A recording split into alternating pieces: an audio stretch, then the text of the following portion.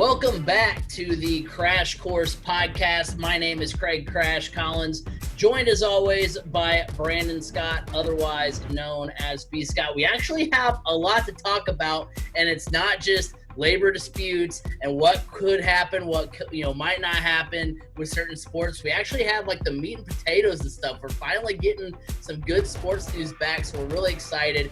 We've got some NFL news. Cam Newton going to New England. That's what we'll kind of lead off the show with. We've got basketball releasing their schedule last week. Baseball, we kind of sort of broke the news last week on our podcast that baseball is coming back, so we'll have specifics of those. And then we're also going to give our predictions for a big weekend at the Indianapolis Motor Speedway with the IndyCar Grand Prix and the Brickyard 400. So a lot to get to. B. Scott, I see you're back in the virtual man cave, so it's good to see you back there. I know you were on remote last week. Little interesting to see during the pandemic, but you rented out Moe's for the week. Now you're back in the man cave. So it's pretty cool to see you back in that just illustrious man cave. Yeah, I replenished my own bar, so I don't need to visit Moe's anytime soon. So I'm holed back up here, back under quarantine, and just living at large, I guess. See, I Googled because I've tried to get my background to be like on topic with what we had, but we had so many topics this week that I was like, I don't know what to do. And with like temperate expectations, I Google searched like Muncie just to see like, what that would come up with, because that's where I live and that's where I record from and that's where we both went to college. And so I was like, I don't know what we're going to find when I Google this. And I like it. It's a nice, scenic view of downtown. I'm on board with it. So, but yeah, a lot to get to on the podcast. We'll start things off talking about Cam Newton. Cam Newton signs a 1-year deal. I think it's like after incentives. It's the league minimum. Yeah, I mean, look. It's incentive laden up. Yeah. He can earn up to $7.5 million on this contract, but the base salary of it is the league minimum, essentially. Well, but what I like about it, too, is that, I mean, this is Cam betting on himself, which I'm excited to see what will happen. I mean, this is, Cam Newton's had a lot of injury issues.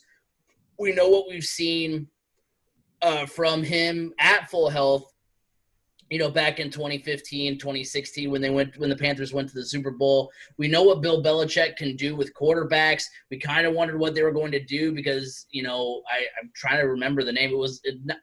For some reason, Jarrett Stidham. I was thinking Nate Solder. I was like, there's no way that's correct. Because I know their left tackle. Their old left tackle. Okay, I was like, I don't know why that was the first name that came to my mind. But yeah, like they were at that point in time, their quarterback of the future was Jarrett Stidham, and so you kind of think, okay, well, they're going to make a play for, Trevor Lawrence or something like that. They're going to kind of just hope for something like that to happen. And instead, they're going with Cam Newton. And I think that Cam Newton, because Julian Edelman's still going to be there. You still have some, some good talent around Cam Newton that I think is going to look. You underestimate Bill Belichick. And I don't know. I'm excited. I guess if nothing else, I'm excited for Cam to go out there and hopefully have a good season. I hope for that. Yeah. I know you're giving me some bad looks, thinking that he's not going to have a good year. I think he will. I think he'll have a good season, and I'm excited to see what he does because this is a bet on yourself year. Where, if he does really well, the Patriots might sign him. I don't know how super long-term it'll be, but it'll be for a few extra years, possibly. And if not, it kind of works like Teddy Bridgewater, where, it was a quarterback who was injured, had some injury issues, gets a chance to prove themselves, and hopefully now gets an opportunity to go somewhere else to a team. Because we've talked about it before. This next year's draft class, with Trevor Lawrence and I don't know why I'm blanking on the Ohio State kid's name right now. Yeah, Justin Fields. Like, that's it. That's it as far as quarterbacks in next year's class. So if you're – No, it's not. I don't know. I can't remember the kid's name, but North Dakota State's got another young gun coming out of there that's projected to be a first-round pick. So there's two choices next year in the quarterback class, Don't and we'll sleep get on to them. Don't sleep on them. we'll see what happens. But yeah, I think that it'll be a good situation, and I'm going into this season with Cam Newton, like I do with like Duke and the Yankees when they had Derek Jeter. Like I like Derek Jeter, but I don't like the Yankees. I like Mike Krzyzewski, but I don't like Duke. I like Cam Newton, but I don't like the Patriots. So I'm excited. I want Cam Newton to do well. Like if Cam Newton can have a banner year and the Patriots go 4-12, I will be ecstatic. Okay, so here, multiple things. This was an interesting signing, to say the least. One, I'm interested to see how how Bill Belichick and Cam Newton mix with each other. Because one thing we know about Bill Belichick, he's very brash. He is not afraid. Well, no, he doesn't speak his mind to the media, but he's very controlling. One thing we've learned about him is throughout his time with Tom Brady, he was not afraid to call Tom Brady out rather viciously in front of the team in film sessions or team meetings or during practice, whatever it may be, in hopes to, and obviously it was in hopes to get the best out of Tom Brady. But Tom Brady at that time was when all this was going on, Tom Brady trusted Bill Belichick because, hey, Bill Belichick took a flyer on him in the 6th round of the draft. And Bill Belichick saw something in him that nobody else saw. Well, so Tom Brady learned to bite his tongue, to live with it, because he knew Bill Belichick was trying to get the best out of him. Cam Newton is a lot more outspoken than Tom Brady. How is that going to mesh with Bill Belichick's coaching style? The first time Bill Belichick calls Cam Newton out in a vicious way in front of the entire team, how is Cam Newton going to react to that? Because let's be honest, Cam Newton, I mean, we're seeing more out of Tom Brady right now on social media than we ever had in the past from his time in New England, because Bill Belichick controlled what came out of there. And how is that going to affect with Cam Newton? Because Cam Newton's, he's big on social media as well. So the first time Bill Belichick jumps down his throat, Cam Newton he's gonna probably jump to social media, and he's not gonna be happy. I'm gonna predict it. Secondly, the weapons around him. Julian Edelman is 34 years old and led the league in drop passes last year. That doesn't bode well. You lose Nate Solder, one of your best offensive linemen. Your offensive line could not keep Tom Brady upright last year, and now you're working with a quarterback. Yes, he's more mobile than Tom Brady. I mean, a lot more mobile than Tom Brady, but he's had injury issues. So you don't have anybody. I mean, who do you have at tight end? You don't have Rob Gronkowski coming out of retirement for you anymore, because guess what? He's down in Tampa Bay now. I mean, Philip Dorsett is he even still on that roster? I don't know. This isn't the New England Patriots that Tom Brady could just wheel and deal it and get the job done. Now, I'm hoping Cam Newton has some success. However, what this hurts New England in the most is Cam Newton's going to do enough to get them a good amount of W's. Yeah. And ultimately, that is going to get them out of the Trevor Lawrence and Justin Fields race. So long term, this could actually end up hurting the Patriots more so than going with Jarrett Stidham. But I do like the move as well. Well, never mind. I'm going to backtrack, because you had the opportunity to be in the race for two of the best prospects next year. And I know Bill Belichick is hanging his hat on the fact that he found Tom Brady in the 6th round and he groomed him to be the best quarterback in the NFL, whatever. But lightning doesn't strike twice. Especially at the quarterback position like that, you're not going to find a diamond in the rough every time in the 5th, 6th, 7th round. You're just not going to find that. And hoping that Jarrett Stidham is that next Tom Brady, I mean, that's laughable. I mean, that type of stuff just does not happen. I think they won the lottery basically when they landed Tom Brady and he had something to prove. And the fact now that you've gotten yourself pretty much out of the mix for Trevor Lawrence or Justin Fields and not knowing if Cam Newton's going to be the solution long term, man, that's kind of tough. I mean, the same can also be said for the Indianapolis Colts, obviously, with drafting Jacob Eason and signing Phillip Rivers. But at the same time, the Colts were never going to be in position for Trevor Lawrence or Justin Fields because even with Jacoby Brissett, they're a 500 team. But you looked at the New England Patriots, and you didn't see a 500 team with Jarrett Stidham under center. So you put them in that position to potentially get a Trevor Lawrence and continue that dynasty on after just for having a one down year to continue on what you have already built by having Trevor Lawrence or Justin Fields at the quarterback position.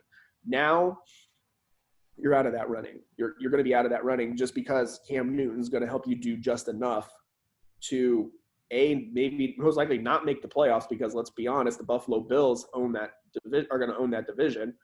And the AFC South has gotten better, so there's potentially 2 teams that could come out of there into the playoffs.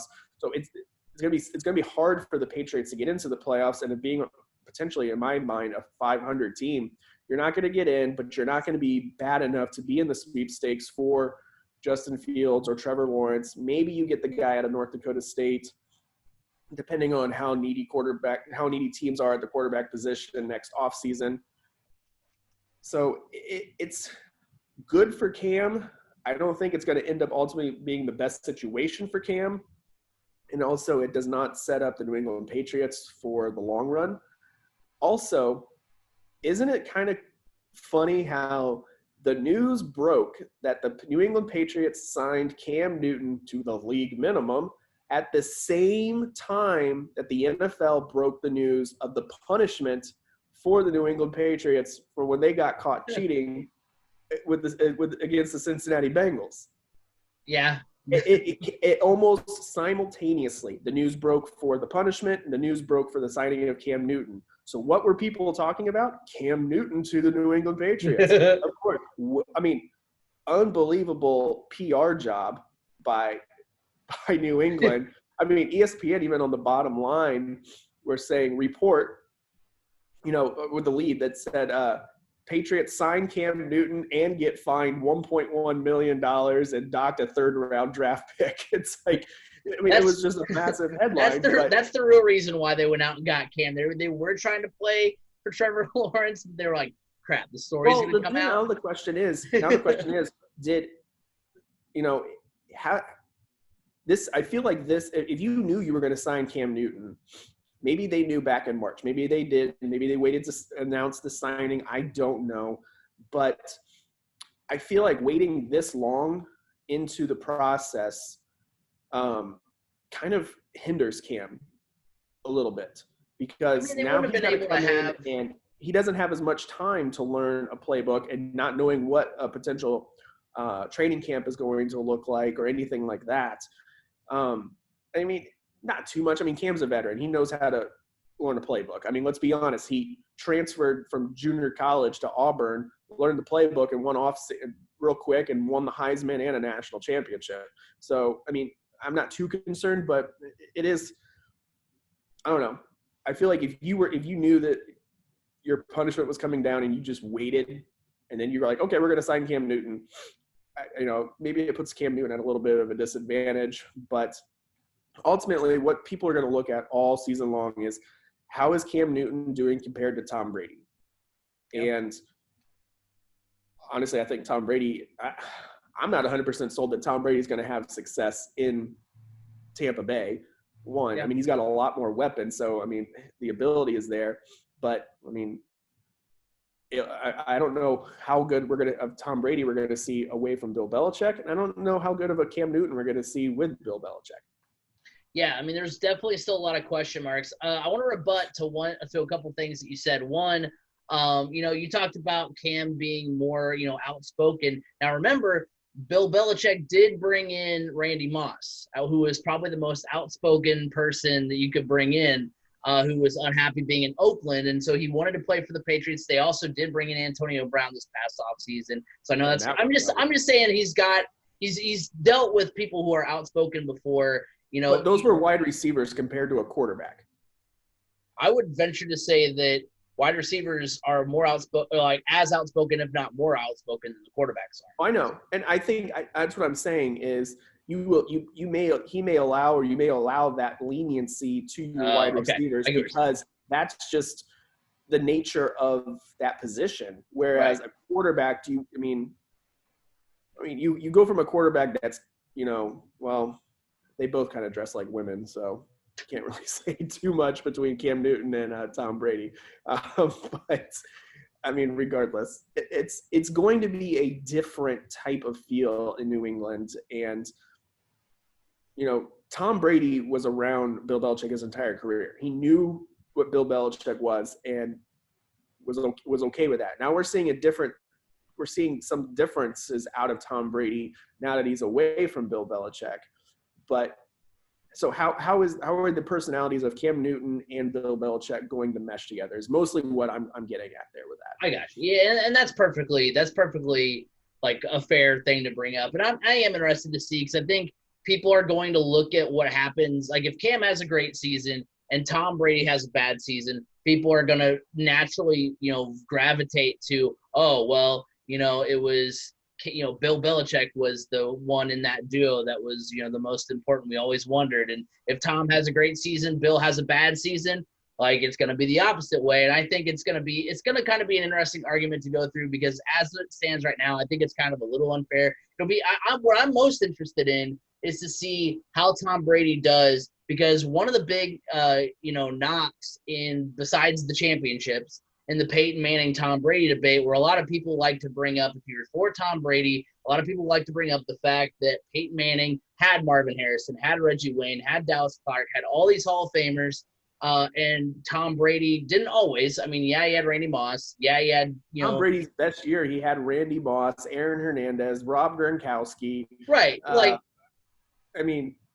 You're right. And that's what I'm saying is that, but through the years, he hasn't always had that. He's had, Danny Amendola. Wes Welker hadn't done a whole lot before he got, to New England and Denver. So a lot of people have made the claim that, who are for Tom Brady, have made the claim that, well, Peyton always had great talent around him and just made the already great talent better. Tom Brady took talent that maybe wasn't already great and made them better. Well, now he's got Gronk back. He's got Mike Evans. He's got a whole slew of talent around him now. So will we see better numbers or because we see Tom Brady kind of at the end of his career, are we going to see kind of okay numbers? So I'm interested to see what happens with all that. It's going to be definitely an interesting season for sure. But I'm excited. I hope Cam does well. It's kind of what I was hoping with Teddy Bridgewater. Like, even though I have nothing against the Saints, I was like, I really hope Teddy Bridgewater just goes off and has a great, couple of games because, those are two players, Cam Newton and Teddy Bridgewater, that are tremendous talents,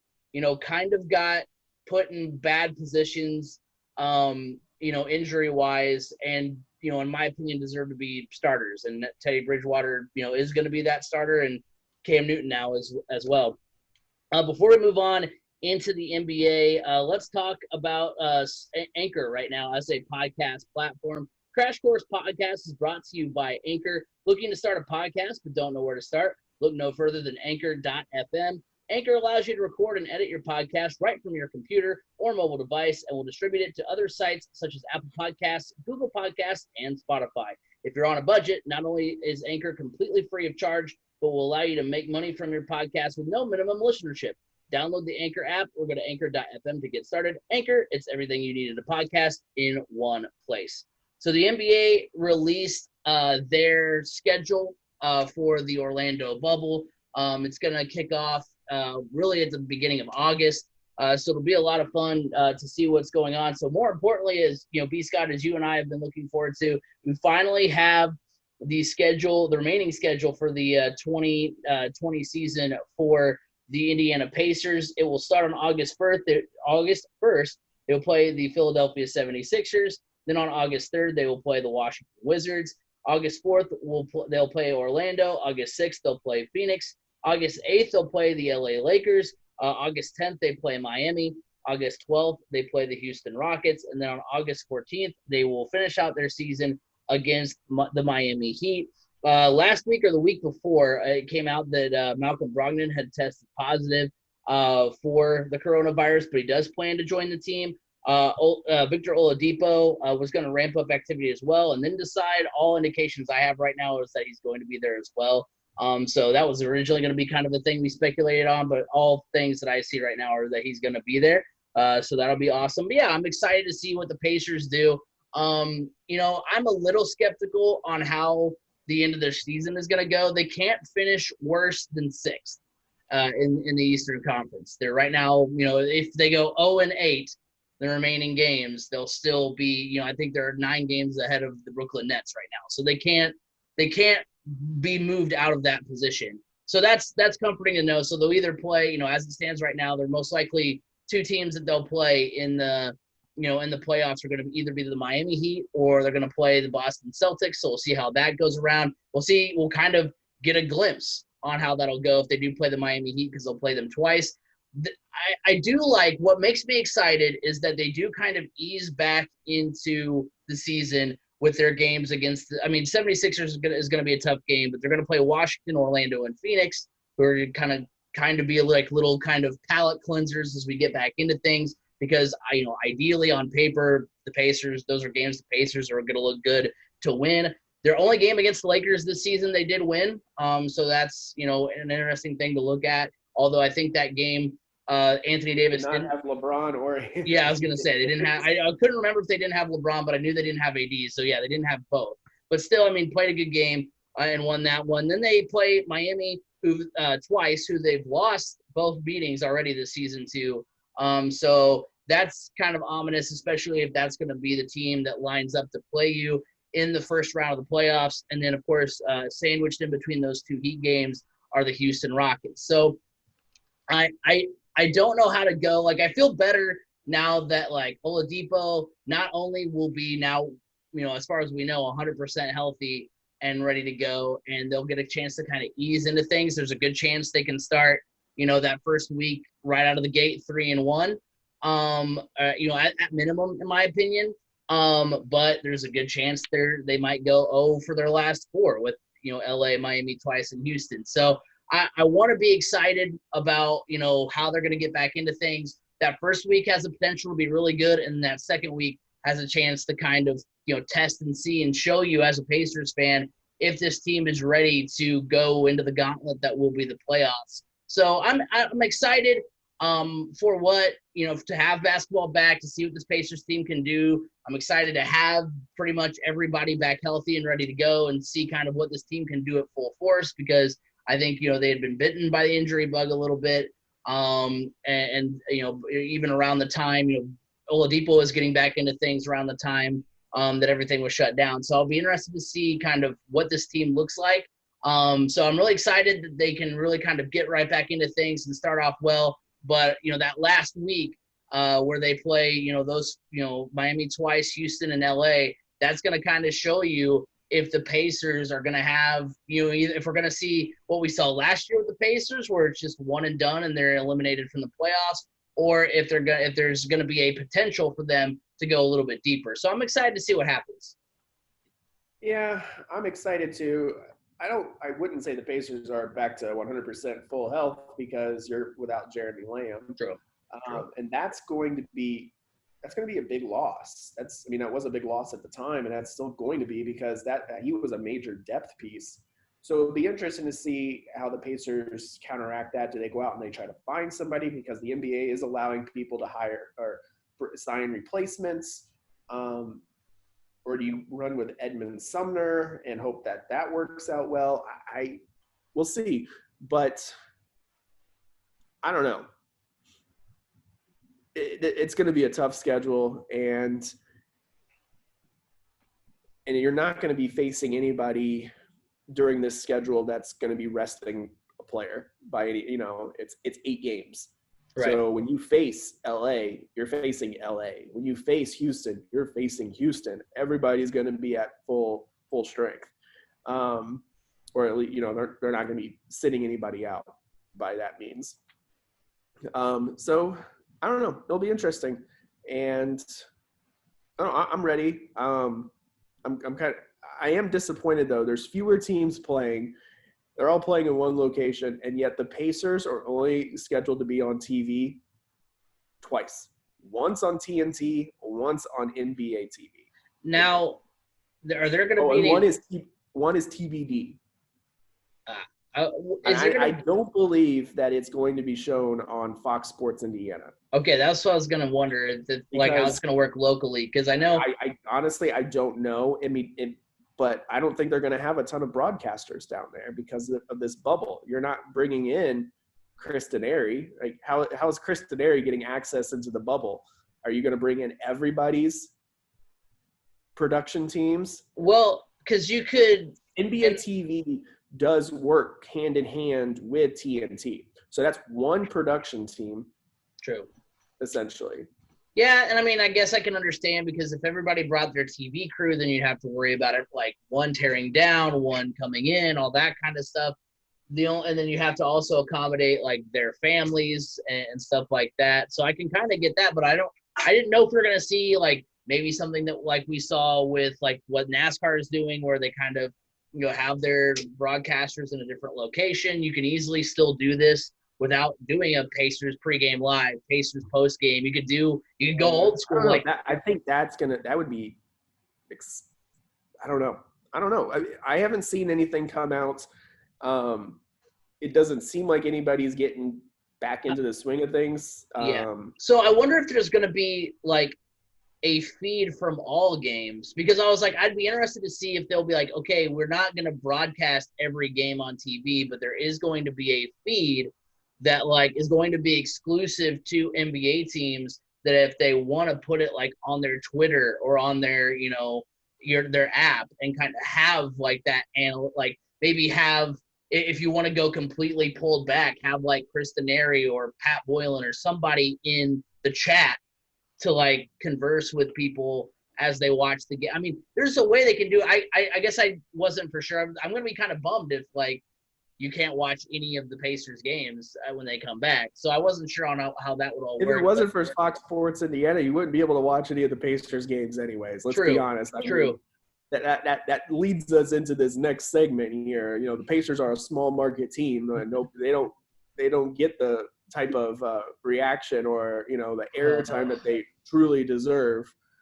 Goodness gracious. Well, that was the perfect segue. So we'll go ahead and get into what we're going to talk about next here, and that is Paul George, who has no reason to talk about what went on a couple of off seasons ago.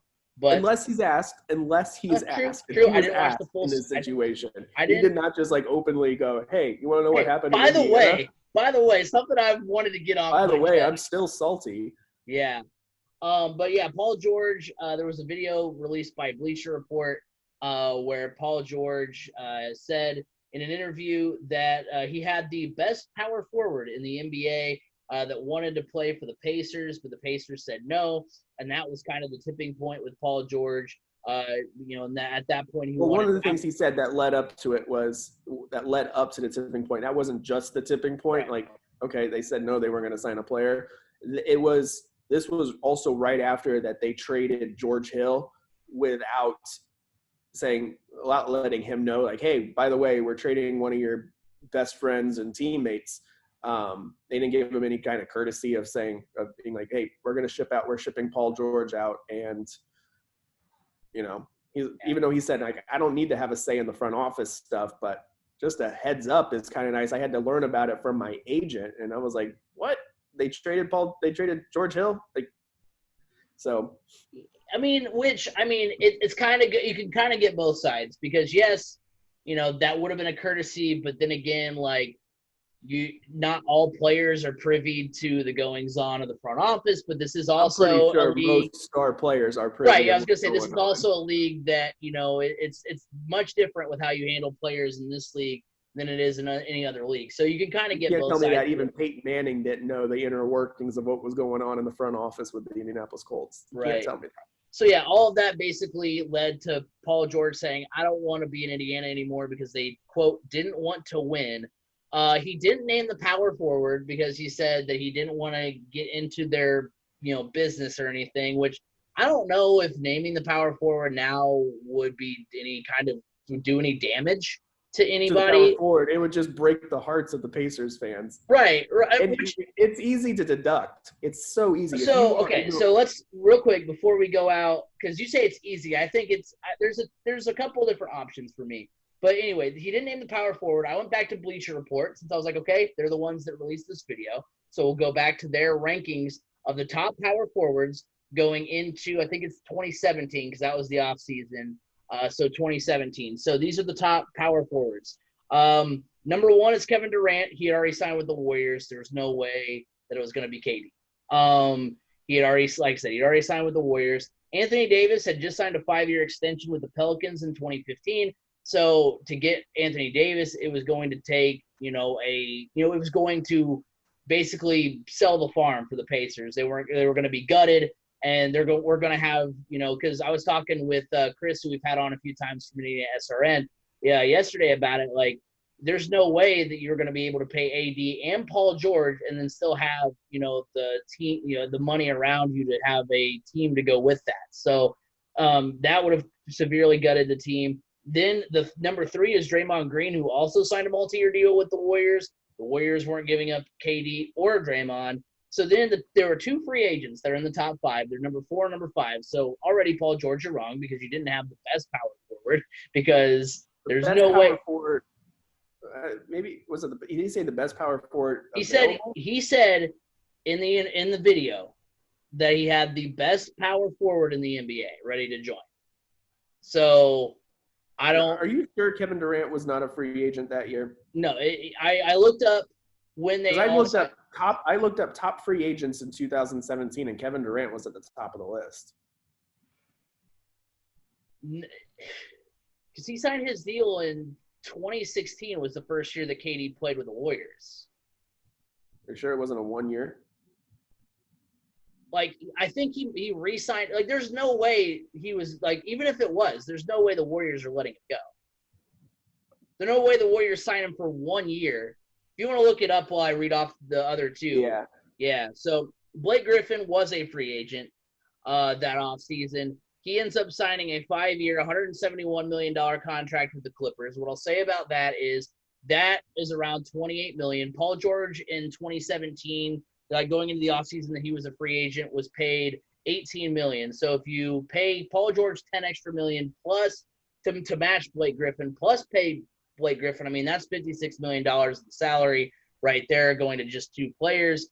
And plus, Blake Griffin has been on power team, has been on, top super teams already with the LA Clippers. He's played with, Chris Paul. He's played with, I can't think of his name that, ended up going to the Mavericks a couple off seasons ago. He's had a good team around him, a championship caliber team with the Clippers and still wasn't able to do anything. Now he's on the Pistons.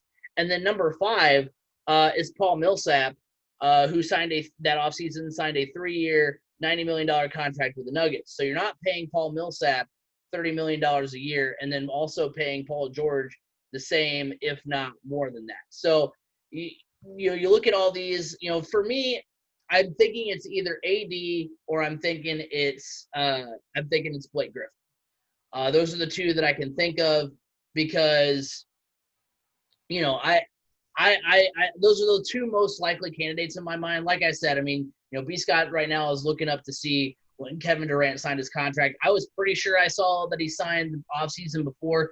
Even if it was a 1-year deal, like, I can't see the Warriors being like, yeah, we just wanted you for 1 more championship. We're all good. We don't want to re-sign you.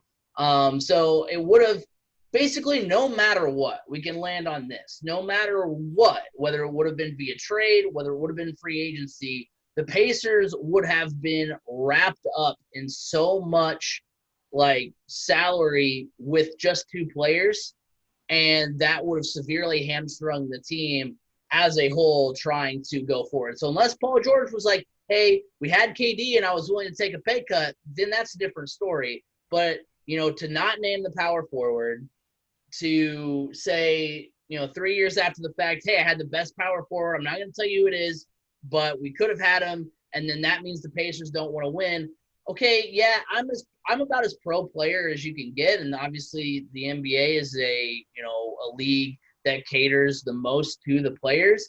But this to me is definitely like one of those instances where I'm like, okay, Paul, I don't know if the fact that kind of Indiana has kind of moved on because the trade worked out so well. Because then let's not shy away from that part that Paul George he doesn't just leave Indiana that offseason. He completely ruins his trade value, which results in the Victor Oladipo trade.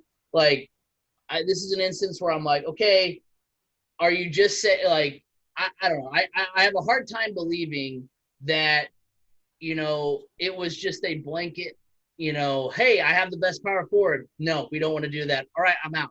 I'm pretty sure, there's no way you don't know. And as much as I hate the fact that I hate the small market label, oh, we have to, play Moneyball because we're, scrappy small market team. Like, there is some truth to that. Like, we could go out and sign some of the like tier 2 free agents, but unless the owners and whoever the powers that be go all in, like the Pacers will always be that team that kind of can get those tier 2 level free agents, but they're never going to go out and get the ADs, the KDs, whoever you want to go get.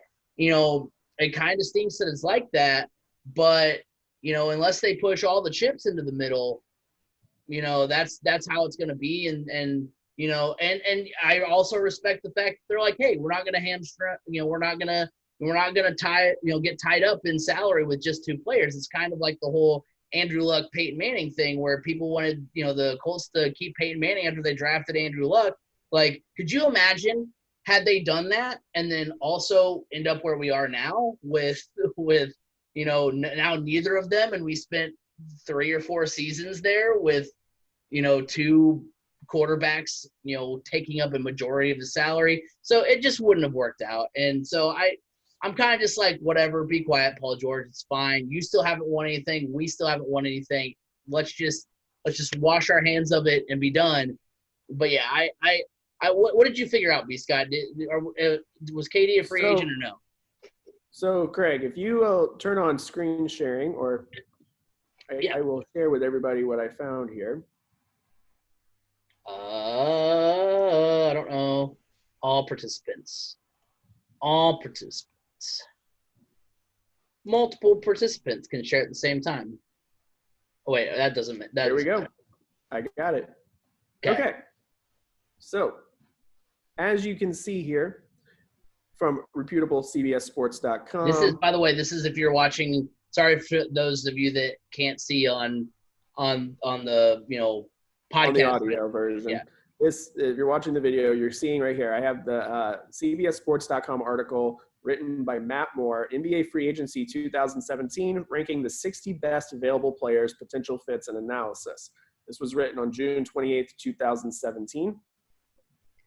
The number 1 free agent, Kevin Durant, the second best player in the NBA and reigning finals MVP, a dominant combo forward who is one of the best shooters and scorers the game has ever seen, a fierce competitor, blah, blah, blah. Obviously, we all know this. You are not getting him. He's re-signing with the Warriors. This is this guy's analysis. But if for any reason his people call you and say he's even slightly interested, you do whatever is necessary to clear cap space and acquire him. He'll probably be the best player in the league within the next 3 seasons. This was the offseason where they figured out how to re-sign Kevin Durant and sign Steph Curry. And obviously, Paul George does go on to say that instead of going for the best power forward in the game, they signed a player that was a forward that was injury prone. I'm trying to scroll through here and see who that may have been. I didn't look into that. But yeah, I mean, but that I think says it though is the fact that, like, was it Jeff Teague? No, Jeff Teague is a guard and he was already on the team. Okay. I'm trying. I just saw a name I recognized. It was like or Boja. I mean, I couldn't remember who it was. I'm trying to think back. Well, it's interesting too. Whoever it may be, regardless, I guess if the Pacers, I'm going to go out on a limb and say, my mind, it's either KD or Blake Griffin. Right, which is funny because either one. Both are still injury prone. Well, yeah. But they weren't coming off of an injury, like the player that the Pacers signed. Who was that they signed that was coming off of an injury? I don't know. There's been so many changes with the Pacers, you can't keep up with them. But if they had an opportunity to sign Kevin Durant, like the author in the article said, you do whatever you can to get him. You clear the cap space. I mean, obviously, you're seeing that you can be a competitive team and win with a bunch of old has-beens as your depth on your bench and your pieces surrounding. I mean, if you pour all your money into a big three or even a big two, you can be a contender for the title. And if it is true that they said no because we are a small market team and we could never sign a player like that, if the financials are the reason, okay, I get it. I totally get it. But if it's because you have this mindset that you're a small market team, and why would they want to come play for us? And we would never be able to put that together. If that's the case, then why are we rooting for the Indiana Pacers? If all we know is they're just okay with just making the playoffs and being a first round team or maybe making it to the Eastern Conference Finals. Woohoo. I'll say this. So I kind of feel like, though, it has some credence to it. It has some – I don't know. What's funny is – okay, so a couple things. A couple things about that article that are funny to me are the fact that it says he's not signing with you, but if there's a chance he might, so he might. He's not set – so it's not like he's got his title, he's good, not going back to the Warriors, whatever. He's one and done. He's pulled a Kawhi Leonard. He got out of OKC, won his title with the Warriors. Now it's a fresh start. He's ready to go. Because I do remember, and I don't remember if it was the offseason he signed with the Warriors or if it was the offseason, if it was this offseason where he did visit Indiana. Because he didn't visit Indiana one of those two offseasons, but I think it was the one before this one. They say, hey. No, it may have been. Oh God! Get your tinfoil hats on, boys. We're going conspiracy theory. We're going. Well, we don't know the exact year. We're just right. No. I hate the conversation. I hate to stir the pot because I still believe, look, no matter what, and yeah, we'll never know what the actual conversation was, but I'm more inclined to believe the conversation was Paul George walking into the room. If it is KD, let's say it is. Walks in, hey, we could possibly get KD. Okay, what does he want? However much he signed for, let's say $30 million. I think it was around there. So, he wants $30 million. Well, is he going to stay long term? I don't know. Are you going to stay long term? I don't know. Basically, I don't know that there was a whole lot of certainty. Does Paul George definitely re-sign with the Pacers if they sign Kevin Durant? Is Paul George willing to take a pay cut? Only, he was $18 million that offseason, or they're going into that offseason. Is he willing to take a pay cut, go down to $20 million so we can fill out a roster that's good enough to put around, him and KD? There's a lot of ifs that go along with that where I believe enough in, because remember, the Pacers had a good team around Paul George, before, they had, Roy Hibbert and George Hill and David West. And all those guys. And yeah, none of them are the level of KD, but at the same time, Paul George, KD, and Blake Griffin have all had championship rosters around them. And it took KD going to the Warriors, who already had two championship caliber players who had won without him, to get his one title. So all three of those guys had championship, potential before they went to wherever they are now, and it still didn't work out. I mean, this is the same thing as saying oh, well, the Pacers, could have had Kawhi Leonard and Paul George because they drafted Kawhi and then traded him, even though people refused to realize that that deal was done before the pick was even made. Like, yeah, but you could say that Kawhi wouldn't be the player he is today or might not be the same player that he is today without getting to, not being under Greg Popovich's tutelage. So, like, there's so many what ifs here that, like, and like it's fun to go into like, oh wow, if it was KD, like what would be the ceiling for the Indiana Pacers? Who could they have gotten to surround PG and KD? They Like, would have gotten Lance Stevenson. yeah, like what could they have done? Like, it's fun to speculate that, but I don't. I put it into the same like cabinet and drawer and storage space that I put like a couple off seasons ago when we talked about, hey, could LeBron maybe come to the Indiana Pacers? That would never happen. I know it wouldn't, but I don't think KD would either. I don't think KD. Well, I mean, because are you really thinking that KD is going to say, "Hey, I know I just won a title with the Warriors. Like, let me go to the Pacers now and try to Well, the thing is, it's not about the team that they want to come to. It's about these players wanting to play with each other, and what's the best way for us to get to play together. Honestly, that's honestly what it is. I mean, yeah, if you can play on a large market team like LA, I mean, if it was truly, truly, truly, truly about wanting to play in a large market, the New York Knicks would have won a championship here in the last 10 years. The New York Knicks can't lure a big-name free agent to save their lives. Right, but I will say this. Paul George, I know it was a trade, but Paul George had an opportunity. Like Paul George and KD have had multiple opportunities even since this offseason to play with each other, and they still haven't done. Like, that's another thing. Like, none of these people on this list have played with each other. Well, first off, coming into this offseason, Paul George was with the Oklahoma City Thunder and then got traded. Right, but Paul George was a free agent and, like, basically was, like, at a party with Russell Westbrook when he was going to sign. And you really going to tell Russell Westbrook to his face, hey, I'm not coming back? Well, and at that time, Kevin Durant was not a free agent, and Kevin Durant was in his current contract at that time with the Golden State Warriors. And the Golden State Warriors weren't going to be able to sign Paul George, Klay Thompson, Steph Curry, Kevin Durant, Draymond Green. Right, but Paul George just hasn't worked out. The timing hasn't worked out since this potential time.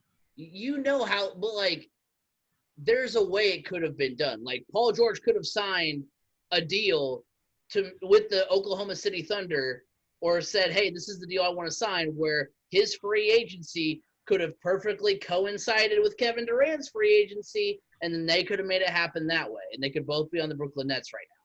Like, that's how they could have coordinated it. They could have said, hey, all right, so we missed the first round, circle on the merry-go-round with the Indiana Pacers. So, all right, where are you going to sign? All right, I'm going to sign here. Where am I going to sign? I'm going to sign here. All right, cool. Let's make sure our free agent year is going into 2020, and then we can both sign in the same place, whether it be with the Clippers, whether it be with whoever, or whether it be with the Nets, and that's how we can play together. That's exactly how LeBron and Dwayne Wade and Chris Bosh did it, where they all made sure they kind of all were free agents at the same time, and then poof, they're off to Miami. So, well, Dwayne Wade was already there, but I'm just saying that the way that the NBA works, being so player centric, there was a way. It's not like baseball. It's not like football, where football is going to be like, wait, why? That's just weird. Why do you want to be the free agent at the same time this guy wants to be a free agent? It's not as player centric. There's a way this could have happened, and it still hasn't happened. It's a cool thought to say, hey, maybe KD could have played with the Pacers, but I don't think it would have ever happened, no matter what. Well, even if it KD or not, just the fact that if the Pacers told Paul George, there's no way we could sign a player of that caliber, that's concerning as a Pacers fan. Right.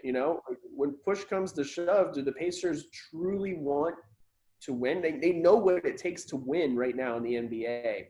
And if you are going to play that "Poor Me, I'm the Little Brother" song, you're never going to – it's basically waving your white flag and saying, you know what, I'm okay with making the playoffs and being bounced in the first or second round and then occasionally making the Eastern Conference Finals. That's okay with me. It doesn't seem to fit the tune that the Pacers had at one point earlier in the 2000s or in the late 90s. That it just doesn't seem to fit. I don't know what has changed, but the Pacers seemed like they would go out and try to get good players to surround their stars. I mean, and now it just kind of seems like, okay, well, we lucked into Victor Oladipo, but there's even rumblings of, are the Pacers even going to re-sign Victor Oladipo? Because, you know, they just, I don't know, I feel like they just have this mentality of, well, we're a small market team. We just can't succeed with the big boys. We're just lucky to get to go out there and play in the same court with them. And if that's the case, we just hope both teams have fun. Yeah, if that's the case, why are we sitting here debating, what kind of a run can the Pacers make in the playoffs? They don't care. The front office doesn't care if they even make a run in the playoffs. You know, we made the playoffs and we got bounced in the first round or the second round. Well, this will get a lot more because what the main point that we're just completely blowing past too is that it was only until recently that LeBron was not in the Eastern Conference.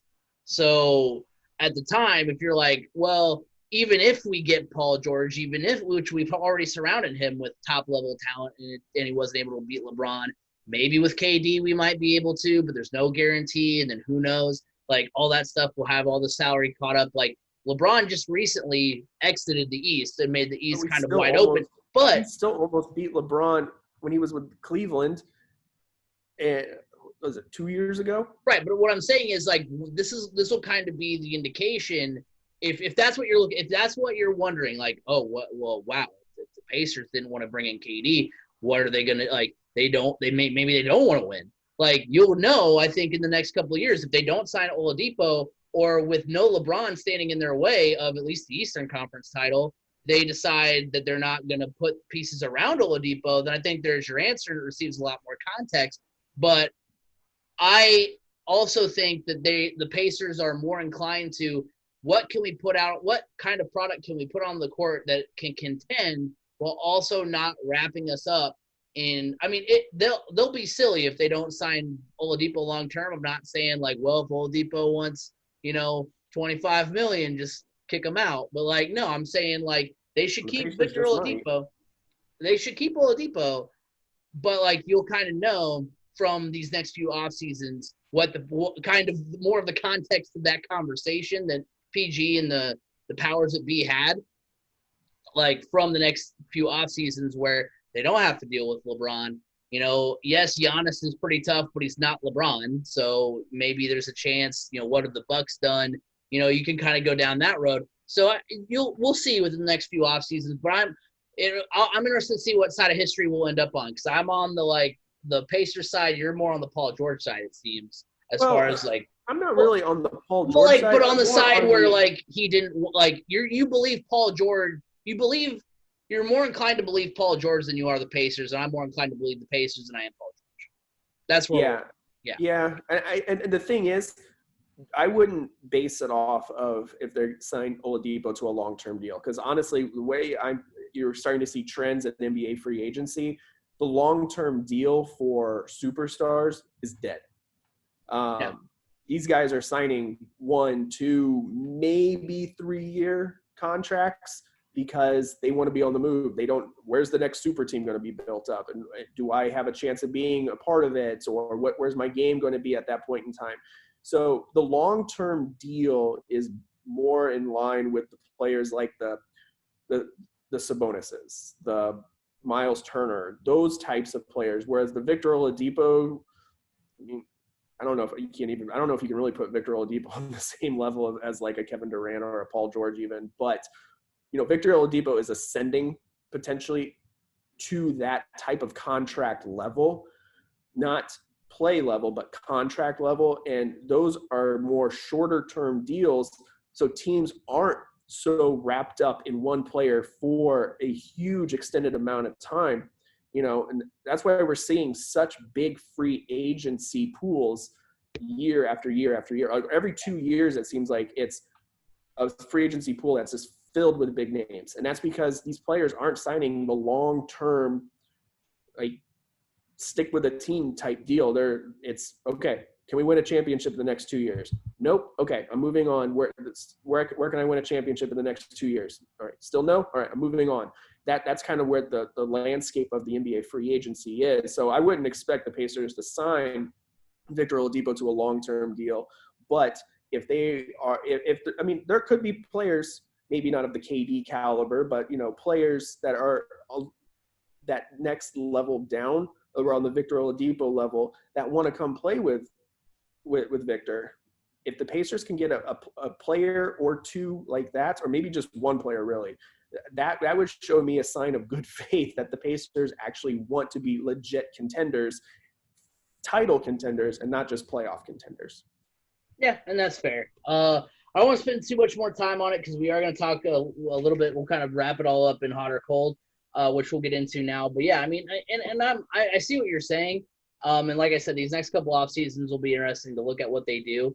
But yeah, and that's another point to kind of go towards the whole KD thing, because like maybe KD, like in today's climate, would have been an option for the Pacers, knowing that it's more short term. But yeah, at the time, I think like I said, Anthony Davis had just signed a long-term extension. I think KD had I think that was more because you showed that Steph was also a free agency, so they kind of had to see what like both were going to work at. So that's why it was a 1-year deal. So I don't know. The logistics are a little bit different now. So it'd be interesting to see maybe if that offseason was happening, last offseason, if it would have been kind of the same story, or maybe they would have been able to team up.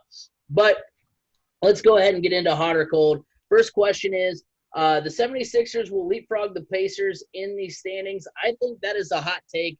I think they're going to get off to a good start. Like I said, they're going to be 3-1, but not to get too far into because we'll do the whole NBA preview at another time. But I think they are going to go 3-5 throughout the rest of the season.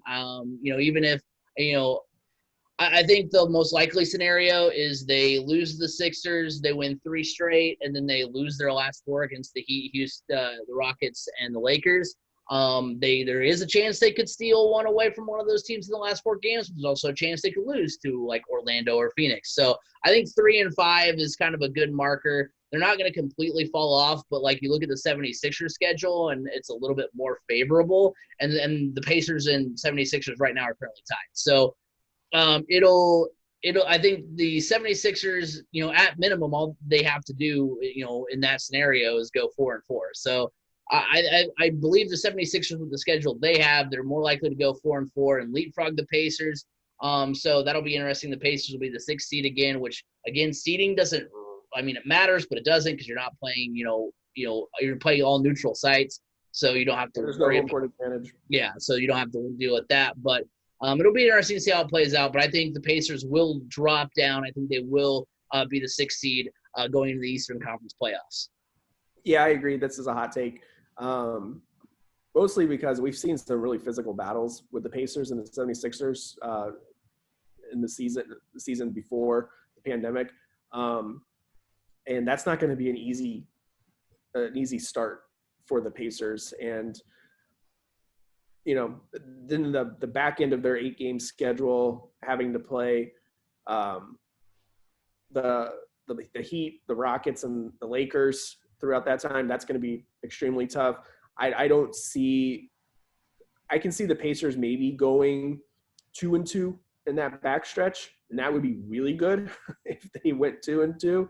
But more likely, it's probably going to be 1-3. So you're going to see them being 4. I can see the Pacers end up being 4-4 as well, but one of those losses being to the 76ers. So I think when push came to shove, the 76ers then would leapfrog the Pacers. And, like you said, seeding is just not going to matter at this point because there is no home court advantage. I mean, obviously, you don't want to be the 8 seed and having to play the 1 seed, but when you get into that 5, 6, 4, 3 range, it all becomes a major toss-up anyways. So Yeah, I can see the 76ers leapfrogging the Pacers, and it wouldn't be that big of a deal either. All right, question number 2. Right now, as it stands, the Heat are the 4 seed and the Celtics are the 3 seeds. The question is, if they do fall back to 6, there's also a chance that the Heat could leapfrog the Celtics. There's also a chance the Celtics remain the 3 seeds. So the question is, the Pacers would rather face the Heat than the Celtics. This is a cold take for me.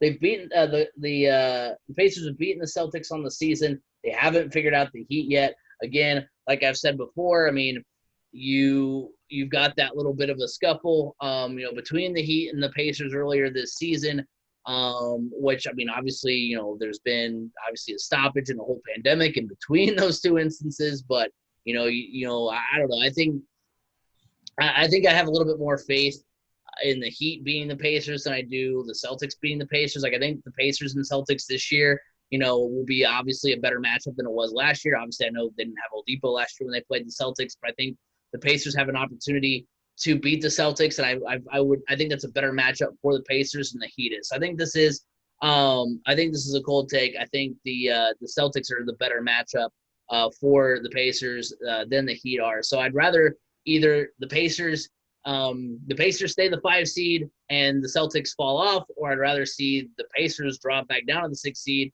the Celtics stay good, and then play the Celtics in the first round. So I think that's a more attainable series for the Pacers if they want to get into the second round and possibly make a little bit of a deeper run. Yeah, I agree. This is a cold take as well. I would, as a Pacers team, I would much rather face the Celtics just because you match up better with them. Their style of play is your type of style of play as well, whereas the Heat seem to be more of a run and gun, shoot the 3 style offense. And that doesn't bode too well with the Pacers, especially when they are running 2 centers basically at the same time. So I think that's why you've seen such a struggle against the Miami Heat, because their playing abilities clash against the Pacers. So I would much rather the Pacers play the Celtics in the first round of the playoffs, and I think they may have more success against the Celtics, even though I like the Celtics. Final question, would the Pacers have won an NBA title if PG's power forward had come to play in Indy? Now that you've made a pretty solid, compelling case for KD, I mean, it depends on who the power forward was. For me, it's a cold take because I think it was more likely that Blake Griffin was going to come play with the Pacers that offseason, just because he actually was a free agent. I know KD technically was too, but again, it's just like honestly, that argument too is kind of weird. Again, that's kind of weird by this. I can't remember, who wrote it, but that article that you showed from CBS where they were like, yeah, if he might sign, clear cap space. Well, you could say that about literally any free agent. Yeah, there's a chance he might just freaking clean house. I don't know. I think Blake Griffin was the more likely option, especially because if you kind of think about it, if we're going to put our tinfoil hats back on and kind of get back into conspiracy, at the time, Blake, the more likely of the two, as far as linking up and playing together again, Blake was a free agent, and Paul George was, going to be a free agent after that next season. So maybe, okay, I want to play in LA. Blake Griffin's over in LA right now, or possibly could sign with LA. So maybe if he signs with LA, I get traded to LA. That's kind of like the worst case scenario. So anyway, I think it's more likely that it would have been Blake Griffin, and I don't think, because both Paul George and Blake Griffin have been with, have had star-studded casts, good casts around them already, and haven't been able to get it done. So it's a cold take for me, but again, it all kind of depends, because if it was KD, then I might be more inclined to swing back the other way. But again, you still had LeBron, and even if they beat LeBron, you still have the Warriors, which I understand don't have KD, but at the same time, the Warriors have already beaten KD without, or have already beaten KD. It was without Paul George, but it was with Russell Westbrook. So there's no guarantee that they would have been able to get not only through the LeBron and the Cavs, and then also through the Warriors and Steph Curry and Clay and Draymond, even though, like I said, they'd already beaten the Thunder with Kevin Durant and Russell Westbrook. So I'm gonna go cold take all across the board here. But I think that I think that I don't think it would have mattered if Paul George. I think the Pacers would be worse off if they had done that, because like I said, I think it's more likely that it was Blake Griffin. But again, depends on who it was. Yeah, I don't know if they would have won a title. I think they would have made the finals. I think they would have had a better team than what LeBron had with Cleveland. Was that the same offseason with Kyrie? Because that's interesting. Because if you would have been able to get KD to the Pacers, maybe Kyrie stays with LeBron? No. And then, I know, yeah, Kyrie. I think that was the offseason where they traded Kyrie to the Celtics. Because Gordon Hayward was a free agent as well. That would have been the more likely thing I would have wanted to see is Gordon Hayward and Paul George. Gordon Hayward was always going to sign with the Celtics because of Brad Stevens. Let's be honest. True. For me, I don't know if they could have beaten the Warriors. I mean, the Warriors were good, but that was the year before that. No, I think Kyrie was still with Cleveland in 2017, because wasn't this the year that Cleveland won? 2016 was the finals that Cleveland won. So it was the year before. And that's when Golden State went out and signed Kevin Durant, and then they won in 17. Yeah. Okay, so honestly, I think the Pacers could have won if it was Kevin Durant, because that's a lot of shooting to try to cover up. And if it was Blake Griffin, I think regardless, Pacers would have made a run to the finals. Yeah. With KD, I think they win. With Blake Griffin, I think they lose. Just mostly because of you have to have firepower to match firepower with the Golden State. And Blake Griffin has to be on the court. And Blake, yeah. But Blake Griffin would be enough with Paul George and whatever the Pacers were able to put around him to get through LeBron and Kevin Love, obviously. Mostly because, if it was Blake Griffin, let's think about the best times that Paul George had with the Pacers. You had a dominant, physical power forward in David West. Blake Griffin fits that. But so, yeah, I think the Pacers with KD, they win a title. With Blake Griffin, they still make the finals, but they don't win a title. Yeah, I think that's fair. All right, let's move on into some Major League Baseball conversation. As we talked about a little bit on last week's podcast, that the Major League Baseball season is going to happen this season, or at least as far as we know as of right now. News broke last Monday where Major League Baseball was finally set to return. Everybody kind of signed on the dotted line, and we're ready to go. There's going to be a 60-game schedule starting July 23rd. Spring training is going to start July 1st, so that's actually going to be this week. The schedule is going to be 40 games against division foes, 20 games against the corresponding division, so AL East versus NL East, which I think plays into some interesting matchups and seeding for especially the Yankees and stuff like that, because you're going up against stronger opponents in the NL East as opposed to if you're on the other side, if you're in the NL Central, you get to beat up on the AL Central. So I think that's going to be interesting. It's going to be full prorated salaries, which doing the math is 37% of the salary for a full season. I think that was the biggest point that the players wanted, so they do get their full prorated salary for the amount of games they're going to play. Some rules of note for this year: there is going to be a universal DH, which is going to be fun, and there will be a runner on second base and extra innings. As far as the rosters and transactions go, there's going to be a 60-man player pool to choose from and a 30-man active rosters. As the season goes on, so 2 weeks in, they're going to start reducing the rosters. It's going to be reduced to 28, then eventually down to 26, 27 for doubleheaders. There's going to be a 3-man taxi squad for each road trip. And there's still going to be a trade deadline that's going to be August 31st. What's a 3-player taxi squad? So basically, what I would imagine that's going to be is it's going to be like an extra catcher.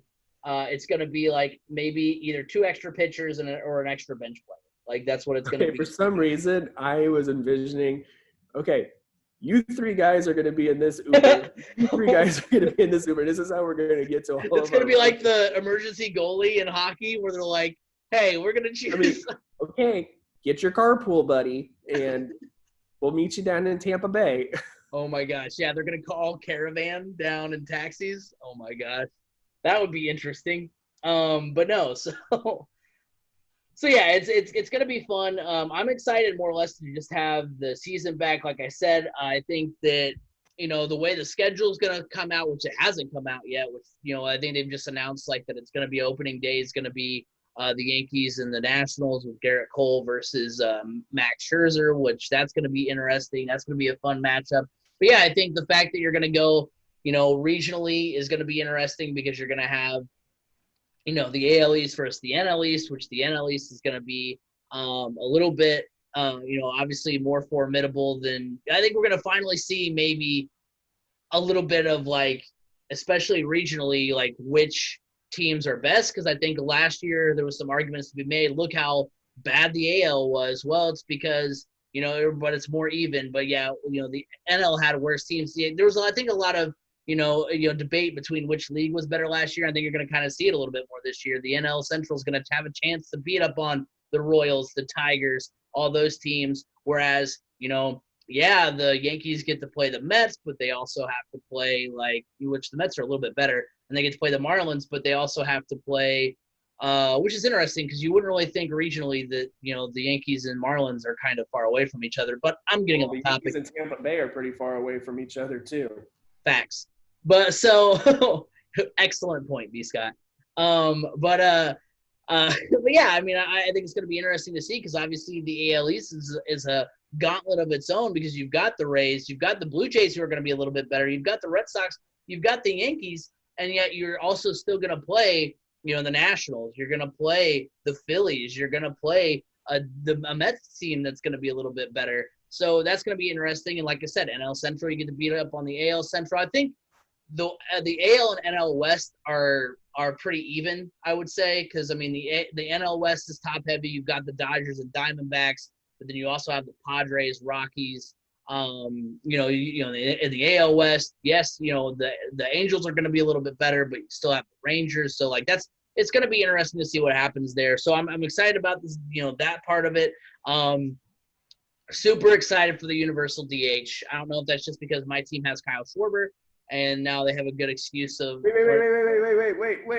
This is a National League guy saying he's super excited for the universal Because, DH. I mean, it's going to be league-wide. So. I know, but I thought you were totally against universal DH. So here's what I'll say. For a shortened season, I just want baseball back. Selfishly as a fan, I just want to go. I'm excited because I'm excited more or less to watch Kyle Schwarber because of what he did in the World Series as a DH. I mean, he absolutely I'm interested to see his full potential as hey, you don't have to worry about fielding for a whole year. You can just go hit. And for a team that, has been starved for hitting the last few years, I'm excited. What I like about the pitcher hitting, and I kind of hope it stays, but I've also kind of accepted the change, accepted the inevitability of a universal DH, is the fact that I like the strategy. I like, who do we pinch hit? Do we double switch? We've just brought in this pitcher. Do we let him hit because we still want him to face the bottom, the 3, 4, 5 hitters, or do we have some? I like the strategy of it, but and I think there's less strategy involved with the AL because you can literally be like, all right, well, we'll put it in whoever for a 6-out save because we don't have to worry about him hitting. So, but I think that's where the game's going anyway. So it's kind of just embracing the inevitability and stuff like that. And I'm just more excited to just watch Kyle Schwarber rake than I am I don't want to see the DH over the NL. This was the year where hey, let's just, all the things we've been talking about, let's just try it out. This is the perfect format to do it. So I'm on board, especially because you didn't know, the universal DH has been on the table ever since they're hey, there's a possibility we could all play at a neutral site like they're doing in the NBA. So you've had a little bit to warm up to it as well. But yeah, like, yes, I don't want to see, the DH go to the NL, but I also know it's going to happen, and I'm also excited to watch Kyle Schwarber hit. So, excuse me. But yeah, I'm excited to see what happens there. The runner on second in extra innings, I was originally against it. What I am interested to see is like, okay, the strategy gets taken away with the universal DH, but now what strategy do you see with the runner on second now? Because, are you going to see a bunt right away? Are they going to just kind of elect someone to constantly be kind of, the runner at second, ghost man on second? Or are they going to, or is it going to be, the next guy up in the order? Because then that's going to be interesting. Do you walk a guy the previous inning so that way their best hitter has to be the guy that goes to second? You're conceding that hit basically. So it'll be that part of the strategy is going to kind of be put in the game. I think I much would have if this rule is going to be implemented, long for this season, whatever. If it's going to be a long term, I'd rather see like you play the 10th inning normal, 11th inning man on first, a 12th inning man on second, 13th inning man on third. I think that would be a little bit more, kind of, I think a good middle ground. But yeah, I'm interested to see the strategy and how that works out. If it's just automatically. Because remember, both teams get it, too. It's not like, oh, well, the home team's going to get a chance to walk it off, and, well, hopefully you were able to put something together in the top of the inning to work something out. Like, both teams will have to deal with it. So it could work and make sure games don't go 15 innings, but it could also backfire and be like, okay, these teams are just trading scores back and forth because they still aren't putting rallies together. So that'll be interesting to watch. I'm excited to see what happens there. And then August 31st trade deadline. I'm interested to see what – I know I've said interested a lot, but I'm excited to see – very interested. I'm very interested, all right? Very. My interest is high. You're going to be writing all this down and taking thorough notes. But, yeah, I think it's going to be cool to see the trade deadline. I think it's a peculiar, thing to have in this season. Like, I almost would have rather them just be like, yeah, a week before the season ends, that's when we'll have the trade deadline or something just to kind of create more chaos. But, I mean, it's not going to be as exciting as it normally is, but the trades will be interesting, I think, as well. So I'm just really excited to have baseball back. I'm excited we can talk about it without talking about a labor dispute. So I think the season is going to be really fun. Hopefully it happens. We've already had some players opt out, and like Mike Leake, Ryan Zimmerman and Joe Ross. Anthony Rizzo has said he's definitely going to play. So we'll see what happens there. But I'm excited to have baseball back, man. Yeah, I mean, sounds like the Cubs could have some fun. Then there's my team, the Red Sox, and they're already phoning it in. We're coming back to play baseball. And the Red Sox put Chris Sale on the 60-day DL. Oh, boy. Here we go. Yeah, at least it's only 60 games that we have to live through this year. But, yeah, I love the universal DH thing. I'm an AL guy because it does create for some exciting late inning drama with a heavy hitter potentially being at the plate.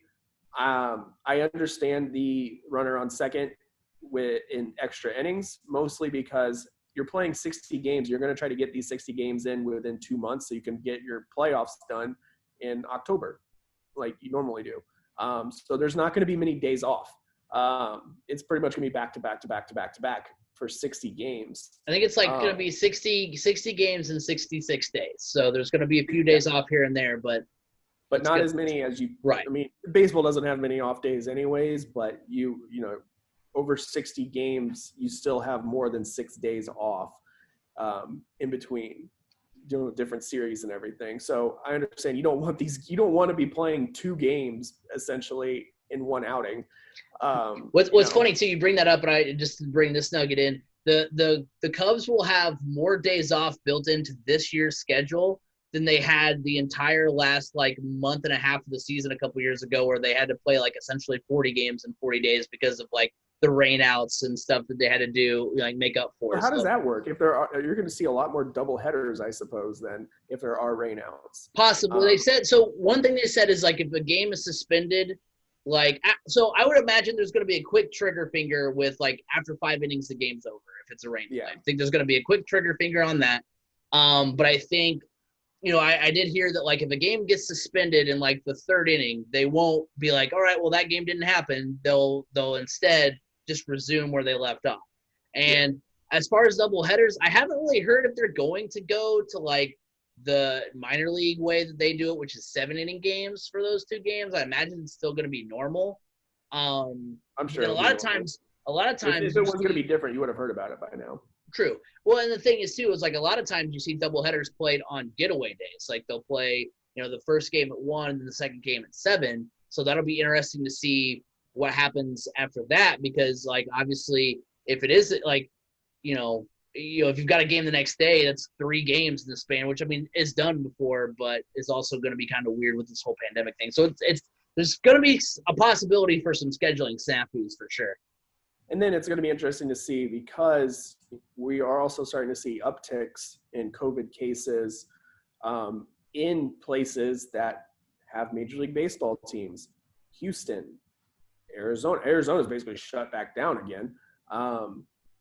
Florida is starting to see an uptick. So it'll be interesting to see how Major League Baseball handles it if a player comes down if players start coming down with COVID. So it'll be interesting. And I think I can tell you who's going to be glued to watching how all this plays out for MLB and the NBA, the NFL. Yeah, this will be a big testing ground. And like I said, of course, it's the NFL that always seems to be like a step ahead of all the other leagues where they're like, yeah, we can just kind of sit back, see how you guys deal with it.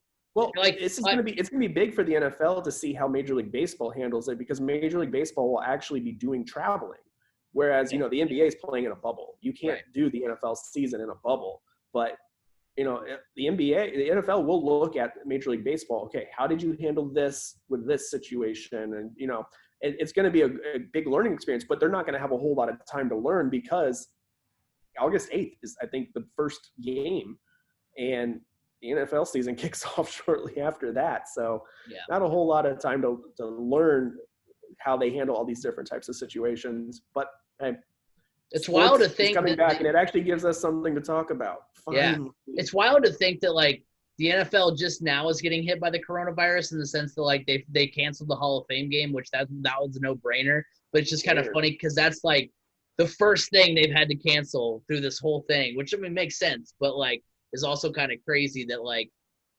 everybody else has had to do all this kind of like running around, and the NFL's like, oh yeah, we just won't do the Hall of Fame game. It's fine. We're still set to go. But yeah, everybody's like, there's still a Hall of Fame game. Yeah. Why we still play this? There wasn't last year. Was there?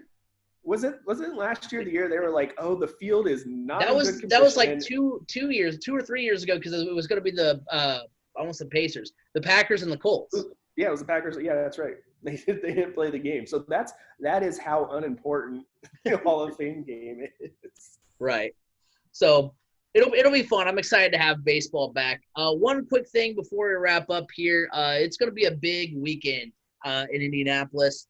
You've got the GMR Grand Prix for IndyCar. That's going to be on Saturday on the 4th of July. And then you're also going to have the Xfinity race on the road course as well. Then the following day, the Brickyard 400 on July 5th. So I'm excited to see, because NASCAR obviously has been in the headlines the last few weeks, and has in both of these sports, IndyCar and NASCAR have been. I don't know if they've gained like any popularity necessarily over NASCAR these. Has. Yeah, NASCAR for sure. NASCAR definitely has. I know IndyCar's only had one race, so it's kind of jury's still out. But I think this is a big weekend because of for IndyCar being right up next to NASCAR, so some of those fans may watch the IndyCar race. Heck, it's going to be good for NASCAR to be able to kind of bring in IndyCar and be able to kind of give that, maybe have some fans cross over there. And I think it's good for NASCAR because I think the sport's starting to, I mean, they're not back to where they were in the late 90s, early 2000s, but by any means. But at the same time, they get an opportunity to also be alongside IndyCar on this big weekend. So I think it's a good way for the racing world to not only share, this big weekend at the, the greatest race course in the world, but also, get an opportunity to kind of show it off to the rest of the world as well and say, hey, look, we both have good products. This is probably the biggest weekend you could have in a single area during this whole pandemic. So I think it's really cool to see them have, these races side by side. It's going to be, I think, good for both sports, and I'm excited to see what happens. Yeah, I am too. I'm really excited for this. I am bummed that fans won't be able to be there because I thought that would have been a really big opportunity for the Indianapolis Motor Speedway to bring in different people for different fan bases for different races. Because obviously, if fans were going to be allowed, if you had a ticket for the GMR Grand Prix, you were going to probably also have a ticket. You were most likely going to be allowed to stay there for the Xfinity race as well. I am excited to see the stock cars on the road course because I feel like that could potentially end up being an option down the road for the Sprint Cup series as well, or the Monster. What is it Monster now? Energy. Monster You went Energy. back. You went back to the early 2000s with that one. Oh, the early 2000s, wasn't that still the? It was Winston, then it was Nextel, then it was Sprint, then I think for a while it was just Cup, and then it was Monster, I think. Yeah. Okay. So the Monster Energy Cup, whatever they're calling themselves now. Whatever they're, NASCAR. They're NASCAR to me. The other guys are Xfinity. I know they're Xfinity. They're not the Busch series anymore. To me, they are. I still call them the Busch series sometimes. But I think it could be another option for the Monster Energy Cup series cars as well on the road course. So it'll be kind of interesting to see how that plays out because you're going to see both. You're going to see drivers from from the Monster Energy series go down to Xfinity like you always do. But I think it's going to be fun. I am bummed that fans will not be able to be in the stands. I understand, obviously, but hey, it's going to be really good racing, and you're going to see some really fun PR stuff behind it. Like there already is a heavy rumor. I'm going to call it a heavy rumor because it most likely will happen that at some point this weekend, you will see Jimmy Johnson get in a Chip Ganassi Indy car and run a few laps just for testing purposes on the road course. So that will be fun because that will only add fuel to the fire of Jimmy Johnson running in the Indy 500 in the future, which I think we would all love to see. We've seen Kurt Busch do it, and he had a good showing. I think we would all love to see Jimmy in an Indy car out there. But hey, it's just gonna be fun to see the spotlight on Indianapolis for all the series. They're all going to be here, and it's cool that there's both series are in Indy, the racing capital of the world, on 4th of July weekend. I mean, you just wish that they could run something under some lights and then do a big firework display afterwards, which they wouldn't do now because there's no fans. But hey, for the city of Speedway, I mean, people there, I have a coworker that, he basically lives right across the street from the track. And, that'd be kind of cool. Have a big firework display with right afterwards, right out your back door. That'd be kind of cool. But hey, I'm excited. And I'm going to be, I guess I'm kind of glad the fans aren't allowed because if fans would be allowed, I would be probably in the stands sweating horribly because it's supposed to be like 95 degrees this weekend. So now I can at least say, well, I can't be there, so I'm going to enjoy it in some nice air conditioning, watching it on TV. So real quick, before we get out of here, let's go ahead and give our predictions. First for the GMR Grand Prix, I'm going to go with Will Power. I know I talked about, are you taking Simon Pagenaud or the field after his good showing at Texas? It's been either one of these two drivers on the road course, the entire time they've raced there. So I'm going to go Will Power just to be contrarian. I think Simon Pagenaud has a good chance to win. Obviously, there's some other guys who have an opportunity to win as well. Alexander Rossi, Scott Dixon. But I'm going to go with, someone who didn't just win last year and also is the only other driver to win on the Indianapolis road course, and that is Will Power. For the Brickyard, I want to go with somebody else. The thing that I still, and I think this season has been a little better about variety of who wins because it felt like, when This is the most locked in I've been on NASCAR in a long time, and it felt like when Because there's nothing else to lock in on. True. But it seemed like there was only like 3 or 4 drivers that ever won. It was always Kevin Harvick, Kyle Busch, Brad Keselowski, Denny Hamlin, and that's about it. And now I feel like, Chase Elliott's won, Mark Truex has won. We've seen some other drivers win this season. Ryan Blaney won. But you see a trend every couple of weeks. Kevin Harvick gets the win. And I think that he won the race last year. I think he's going to, he's been pretty good this year as well. He's been pretty hot this year as well. So I'm going to go Kevin Harvick with the Brickyard. It's tough to go against. I want to see somebody else win. I've adopted Bubba Wallace as my new favorite driver. As we mentioned or talked about a little bit on last week's podcast. So Bubba Wallace is my new favorite driver. I was a Jeff Gordon fan through and through, and then I didn't really have anybody, after I kind of went away from the sport. But so I kind of hope, maybe Bubba Wallace wins. Maybe, it'd be cool to see maybe Jimmy Johnson win. Weird that I'm saying that because I used to hate when Jimmy Johnson would win because that was kind of the same thing back in the day where the same driver would win all the time. But I'm going to go with Kevin Harvick, just to see if he gets the win. Of course, we all know the crash gets death. It takes no time off even during a pandemic, so both drivers will probably not win at all and finish last. We'll see what happens, but those are my picks to win. Will Power for IndyCar, Kevin Harvick for NASCAR. So for me, I'm going with Simon Pagenaud in the Grand Prix. I have a feeling Simon Pagenaud is going to put together a championship season. We saw how well he performed at Texas. I know that's only one race and everything, but Penske cars were having some issues in that race, and Simon Pagenaud really performed well. And this road course is a course that he loves, and he has owned it. So I'm going Simon Pagenaud for the Brickyard. I mean, it's hard to pick against Kevin Harvick because he won last year and he was so dominant last year in it. But I'm going to go with another guy that's had some success at Indy and has actually been putting together a championship caliber season, hopefully win his first championship this year. That's Denny Hamlin. Denny Hamlin Kevin Harvick and Denny Hamlin both were very good at Pocono this past week. And obviously they both won the doubleheader, and they just basically flip-flopped. Race 1, Kevin Harvick won and Denny Hamlin finished second. Race 2, Denny Hamlin won and Kevin Harvick finished second. So, but Denny Hamlin's just been very consistent since they gotten back to racing after the pandemic.